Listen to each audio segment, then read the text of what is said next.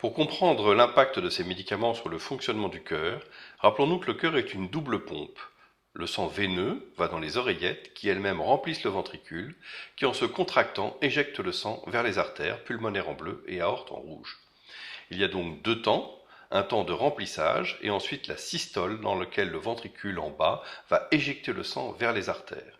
Vous voyez ce sang qui va passer à travers les petites valves à la base de ces artères qui s'ouvrent pour le laisser passer, tandis que la valve située entre le ventricule et l'oreillette est fermée. Pendant la diastole, au contraire, les oreillettes remplissent le ventricule, les valves s'ouvrent et permettent au sang de passer, tandis qu'elles vont se fermer lorsque le ventricule va se contracter. Les grandes valves entre l'oreillette et le ventricule s'appellent la valve mitrale et la valve tricuspide, tandis que les petites valves à l'origine des artères sont la valve pulmonaire et la valve aortique. Nous allons nous intéresser plus particulièrement à la valve mitrale, valve qui sépare le ventricule gauche de l'oreillette gauche et empêche donc le sang de refluer vers l'oreillette au moment où le ventricule se contracte. Imaginez deux demi-parachutes qui s'accoleraient au moment où la pression augmente dans le ventricule et qui obtureraient l'espace entre ce ventricule et l'oreillette. Vous voyez en effet des sortes de cordes et des membranes qui s'accolent. C'est exactement comme ça que ça fonctionne. Et d'ailleurs, si on regarde ces deux membranes, de dessus, ça ressemble au chapeau d'un évêque, donc une mitre, d'où le nom de valve mitrale. Vous regardez aussi peut-être le coin supérieur gauche de l'image où vous voyez un trou noir qui s'ouvre et qui se ferme. En fait, c'est la base de l'artère aorte, artère qui va s'ouvrir au moment où la valve mitrale se ferme et vice-versa qui va se fermer au moment où la valve mitrale s'ouvre afin que le sang ne reflue pas.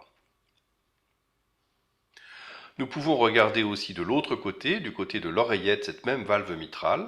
Cette fois-ci, nous voyons la partie supérieure des deux demi-parachutes qui s'accolent au moment de la systole et empêchent le sang de rentrer à l'intérieur de l'oreillette. Sur cette modélisation numérique, vous allez encore mieux comprendre le fonctionnement des valves. La valve tricuspide et la valve mitrale séparent les ventricules des oreillettes et en haut à la base des artères, la valve pulmonaire et la valve aortique empêchent le sang de refluer dans les ventricules. Vous reconnaissez les valves mitrales et aortiques à leur cordage et à leurs membranes qui s'accolent pour empêcher le sang de refluer. Côté oreillette, vous avez l'oreillette gauche avec son sang rouge et l'oreillette droite avec son sang figuré en bleu qui envoient le sang dans leurs ventricules respectifs. Vous voyez les membranes s'accoler et empêcher au moment de la systole le sang de refluer vers les oreillettes. Malheureusement, cette belle mécanique peut s'altérer et dans certaines circonstances, comme des infections, mais aussi comme certains médicaments, la valve va s'altérer, les feuillets vont devenir plus rigides, plus fibreux et ne vont plus s'appliquer correctement l'un sur l'autre. Il va y avoir une fuite, on parle parfois de régurgitation, comme un bébé qui rejetterait son lait.